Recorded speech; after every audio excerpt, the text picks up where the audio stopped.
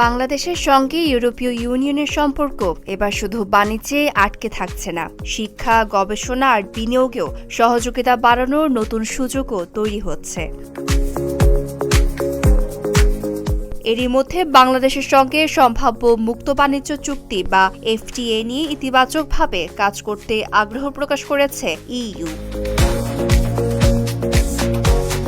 ঢাকা বিশ্ববিদ্যালয়ে এক সংলাপে ঢাকায় নিযুক্ত ইইউর রাষ্ট্রদূত মাইকেল মিলার জানান, বাণিজ্য বিনিয়োগের পাশাপাশি গণতন্ত্র, মানবাধিকার, আইনের শাসন এবং জলবায়ু পরিবর্তন মোকাবেলাও সহযোগিতা আরও জোরদার করতে চায় ইইউ।